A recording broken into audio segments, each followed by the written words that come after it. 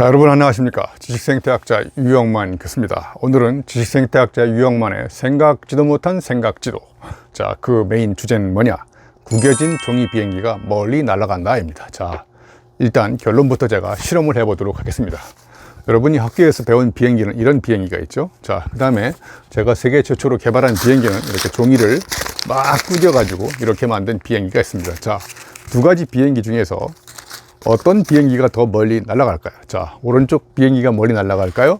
왼쪽 비행기가 멀리 날아갈까요? 자, 영상이라서 제가 정확히 실험은 못하겠지만 여러분이 직접 한번 이 두 가지 비행기를 만들어 가지고 실험을 해보세요. 자, 한번 날려보겠습니다. 자, 예, 날아가다가 원하는 방향으로 날아가지 않고 조금만 멀리 날아가다가 바로 고꾸라집니다. 그런데 이렇게 생긴 비행기는 내가 원하는 방향으로 정확한 거리까지 날아갑니다. 자, 한번 던져볼까요? 자, 가장 멀리 날아가지 않습니까? 자, 이렇게 제가 오늘 실험을 한 것은, 자, 이런 비행기는 살아가면서 별로 고생을 안 해가지고 조금만 시련과 역경이, 비바람이 불고 힘든 상황이 왔을 때 가다가 이렇게 고꾸라집니다. 그런데 이 비행기를 이렇게 펴가지고 다시 구겨가지고 이렇게 접은 비행기는 어떤 시련과 역경이 와도 자기가 원하는 방향으로 목적지까지 자기의 주체의식을 가지고 정확히 날아갑니다. 그 비결이 뭘까요? 자, 오늘은 그런 삶의 비결에 대한 이야기를 해볼까 합니다. 그래서 제가 제목을 구겨진 종이 비행기가 멀리 날아간다. 자, 이 구겨진 종이 비행기는 이 사이사이가 여기 주름이 있지 않습니까? 이 주름 안에 이 사람이 살아오면서 겪었던 삶의 체험적 지혜, 인생의 내공, 노하우 이런 것들이 엄청나게 들어있습니다. 그래서 웬만한 시련과 역경이 와도 그런 역경을 뒤집어서 경력으로 만들 수 있는 놀라운 지혜를 갖고 있습니다. 자, 그래서 제가 좋아하는 프랑스의 철학자 들레지는 이런 인생에 주름이 많이 모인 거를, 주름을 영어로 플리라고 하죠. 플리. 그 다음에 이제 주름이 많이 모인 거를 멀티플이라고 하죠. 그래서 여러분 조금 어려운 용어지만 멀티플리서티라고 합니다. 그래서 이거를 들레지는 다중체라고 합니다. 그러니까 사람마다 이렇게 주름이 많이 모인 플리가, 주름이 모여가지고 엄청나게 쌓여가지고 멀티플리서티라는 인간의 다중체, 그 다중체가 바로 뭐냐? 그 사람의 정체성인 거죠. 아주 쉽게 풀이하면 저도 인생을 살면서 엄청난 사건 사고를 경험했거든요. 그 사건 사고를 경험할 때마다 내 몸에 하나씩 주름이 생긴 거예요. 그 주름이 멀티플하게 생겨가지고 멀티플리서티, 유영만의 정체성은 유영만이 이제까지 살아오면서 시간적으로 공간적으로 겪었던 모든 사건 사고의 흔적들이 내 몸에 각인되고 그런 것들이 이렇게 주름이 생겨가지고 주름이 멀티플하게, 그래서 멀티플리서티가 유영만의 정체성을 결정한다고 저는 생각합니다. 자, 그래서 우리 들레지 철학자가 얘기하는 것은 저마다 사람들은 살아면서 시간과 그 다음에 또 공간과 어떤 사람을 만나면서 많은 그 점들이 이렇게 찍히거든요. 그 시간의 점. 그 시간의 점은 이제까지 살아오면서 겪었던 직간접적인 경험의 총 흔적이라고 생각하면 돼요. 그런 것들이 이렇게 다 주름으로 생긴 거죠. 이런 게 이제 주름이 얼룩이 되기도 하고 무늬가 되기도 하고 이런 희노애락의 경험을 겪으면서 그 사람의 이름값이 생긴 겁니다. 그러니까 그 사람이 어떤 인생의 주름을 갖고 있는지에 따라서 그 사람의 이름의 본질적인 정체성이나 어떤 의미나 이런 것들이 저는 결정된다고 생각합니다. 자, 예를 들면 우리 박지성이라는 축구 선수는 어떤 주름이 많이 생겼을까요?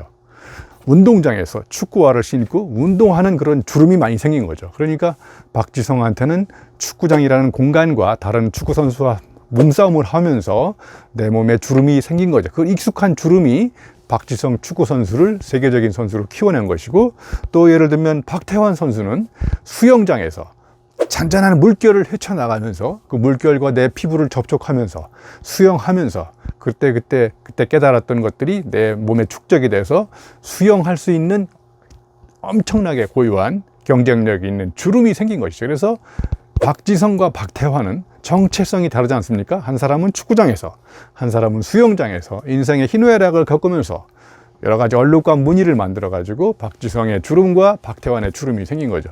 또 예를 들면 우리 양궁 선수 안산 선수 아십니까? 예, 그 사람은 또 그 친구는 양궁을 하면서 그 힘 조절과 심리적인 어떤 갈등과 그다음에 그 바람에 부는 방향과 관역이 날아가는 이런 모든 것들을 다 겪으면서 온몸으로 겪으면서 그 몸에 양궁에 관련된 주름이 생겨서 양궁에 대한 전문적 정체성이 생긴 것이죠.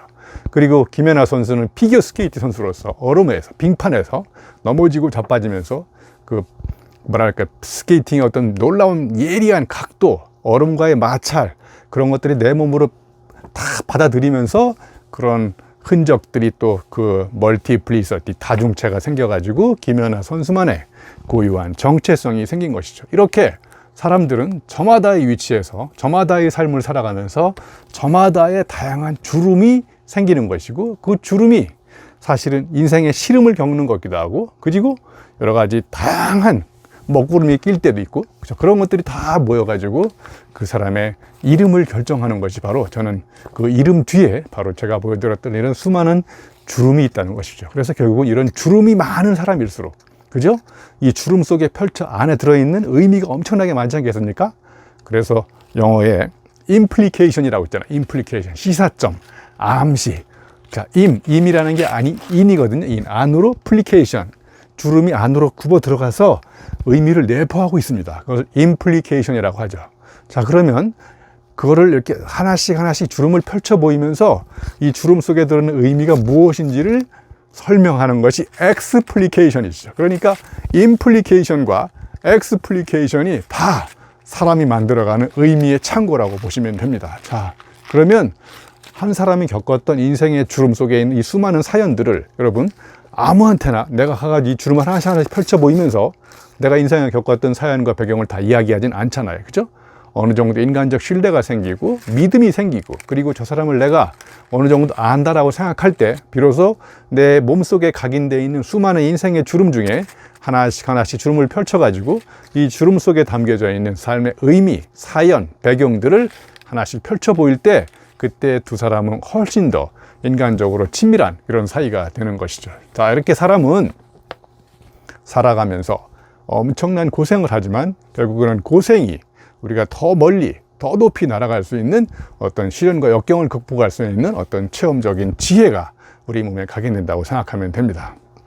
자, 제가 또 하나 소개할 거는요, 그 독일의 문제 소설가 중에 하나가, 한 사람이 마르틴 발저라는 사람이 있습니다. 이 사람이 쓴 소설책 중에 불안의 꽃이라고 있습니다. 여러분, 불안의 꽃을 독일 말로 번역하면 앙스트 블리테입니다. 앙스트는 불안감이고 블리테는 불안감이 피어낸 꽃입니다. 자, 그러니까 모든 창작이나 그 다음에 위대한 창조들은 극심한 불안감이 피어낸 꽃이라는 거예요. 하나 예를 들면 전나무도요, 평상시에는 멀쩡하게 이렇게 평상시기에 정상적으로 자라다가 전나무가 판단해 봤을 때 주변의 상황이 악화되고 위기 상황이 왔다고 감지가 딱 되는 순간 평상시보다 수백 배의 꽃을 피워가지고 종족 본능 욕구를, 보존 본능 욕구를 배발해서 발휘해서 평상시보다 엄청난 전나무 꽃을 피우고 종족을 보존시키는, 그러니까 불안감이 왔을 때 이대로는 안 되겠다, 그때 이전과 다른 방식으로 처절한 사투를 벌여가면서 창작의 씨앗을 뿌리는 것이 바로 저는 앙스트 블리테라고 생각합니다. 여러분 잘 아시는 베토벤도 여러분 아시죠?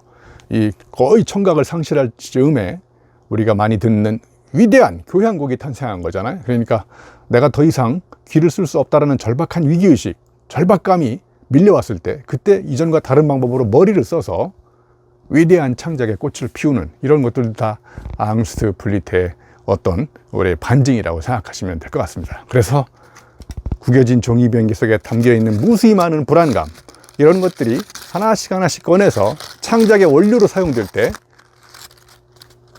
이렇게 비행기가 쭉 펴져 있는, 고이 접어있는 비행기보다는 훨씬 더 이런 비행기들이 멀리 날아가면서 사람들한테 교훈과 감동을 줄 수 있는 그런 원동력이 생긴다고 생각합니다. 자, 그래서 오늘은 구겨진 종이 비행기가 멀리 날아가는 이유를 철학자 들레즈의 다중체, 다양체라고도 번역하지만 아무튼 그런 인생의 곳곳에 쌓여져 있는 주름의 어떤 총합, 그런 것들이 창작의 원료가 되는 앙스트 블리테와도 연결시켜서 생각해 봤습니다. 여러분 고맙습니다.